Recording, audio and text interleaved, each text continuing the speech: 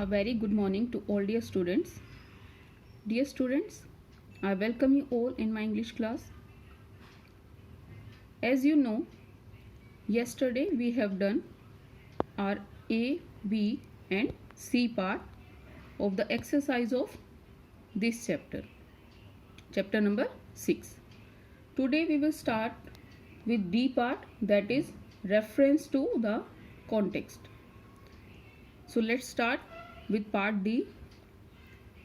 Part D is answer with reference to the context. इसमें आपको क्या दिया है, सेंटेंसेस दिए हैं और आपसे ये पूछा है कि इसमें ये सेंटेंसेस किसने बोले या इसी के सेंटेंस के अकॉर्डिंग जो है कुछ क्वेश्चंस दिए हैं जिनके आंसर जो है हमें राइट डाउन करने हैं.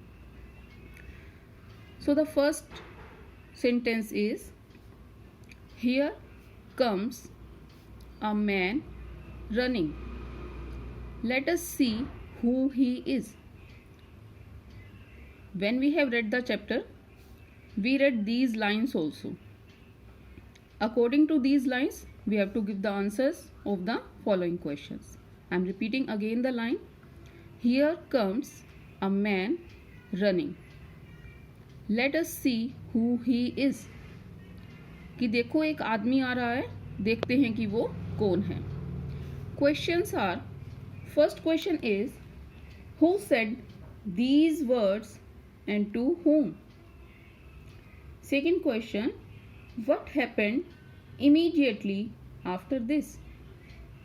And C, third question, who is the man being referred to? Why was he running? These are the questions. Give the answers of these questions according to this sentence. So let's start with first question. Who said these words and to whom? ये जो words हैं ये किसने कहे थे और किसको कहे थे? किसने बोले थे वर्ड्स कि देखो आदमी आ रहा है, चलो देखते हैं कि वो कौन है. हर्मिट ने कहा था किंग को, क्योंकि जब उनको एकदम से आवाज़ आई थी किसी की आने की तो हर्मिट ने यानी संत ने किसको बोला था? राजा को बोला था. The answer is the hermit said this to the king. Next, second question.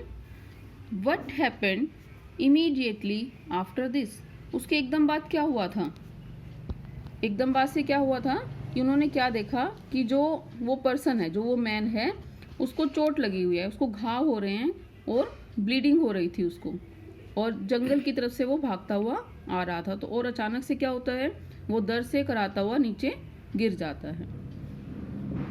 Answer is immediately after this a man who was injured and bleeding came running out of the forest and fell down moaning with pen.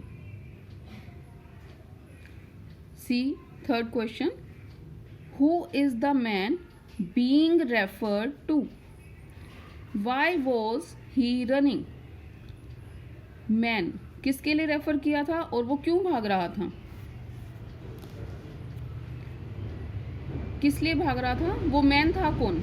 Enemy था king का. Enemy क्यों था? क्योंकि जो उस person का, उस man का जो ब्रदर था, राजा ने उसकी जितनी भी प्रॉपर्टी थी उसको सीज कर दी थी और उसको मार दिया था, मृत्युदंड दिया था.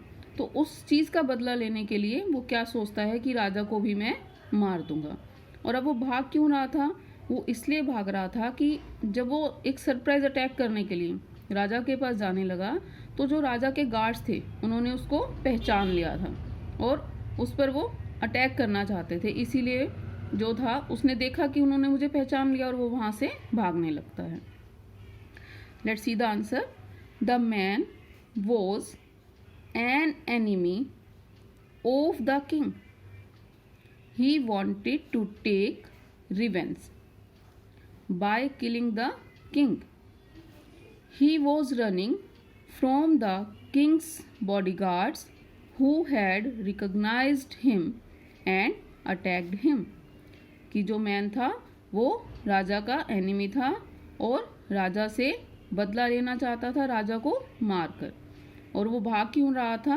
वो इसलिए भाग रहा था कि उसने किंग्स के बॉडीगार्ड जो थे उन्होंने उसे देख लिया था, पहचान लिया था और वो उस पर हमला करने के लिए उसके पीछे पीछे भाग रहे थे. Now this is second reference to context. Firstly read the sentence. You have already been answered. I know for certain. I'm repeating again. You have already been answered. I know for certain. ये जो sentence है ये भी हमने read किया था जब chapter read किया कि तुम ऑलरेडी जो है सभी क्वेश्चन के आंसर्स तुम्हें मिल चुके हैं और मैं श्योर हूँ. अब इस सेंटेंस के अकॉर्डिंग हमें क्वेश्चंस के आंसर राइट करने हैं. What are the questions? First is who said these words and to whom? Second question, was the speaker right in saying so? Last question, was the person spoken to satisfied with this reply? Let's start with first question. Who said these words and to whom? ये words किसने बोले थे और किसको बोले थे? किसने कहे थे? ये भी हर्मिट ने बोले थे राजा को. कब बोले थे? जब राजा जो है उस पर्सन से बात करके वापस बाहर आता है और हर्मिट को ढूंढने लगता है. और हर्मिट कहाँ पर होता है? जहाँ पर वो बेड्स को डिग किया था. अब वहाँ पर आकर के राजा जो है वो फिर से क्वेश्चंस पूछा है हर्मिट से कि मेरे क्वेश्चंस के आंसर दे दो. तो उस समय ये वर्ड्स जो हैं हर्मिट राजा को बोलता है.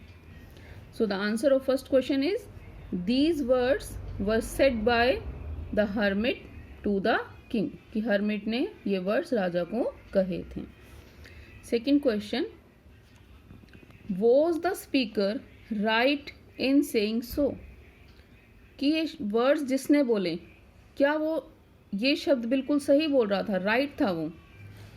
Yes, the speaker was right in saying so. हाँ, जो बोलने वाला था, जो speaker था मीन्स जो hermit था, वो अपनी जगह पर सही था कि राजा को उसके क्वेश्चंस के आंसर खुद से ही मिल गए थे. Answer, yes, the speaker was right in saying so. Last question,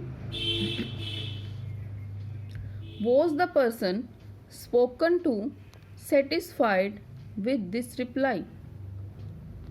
कि जो पर्सन था वो इस रिप्लाई से सेटिस्फाई हुआ था. मीन्स जो राजा जो था जब उसको हर्मिट ने कहा कि तुम्हें आंसर्स खुद से ही मिल गए हैं, मैं श्योर हूँ, तो जो भी उसको उस चीज़ का रिप्लाई मिला, जो आंसर मिला, तो क्या राजा उस चीज़ से सेटिस्फाइड हुआ था? हाँ, वो उस बात से सेटिस्फाइड था जो भी आंसर्स हर्मिट ने उसको उसके क्वेश्चंस के समझाए थे. So the answer is yes, the person was satisfied with the reply. So dear students, this is our part D. If you have any query, then write in the comment box. Thank you.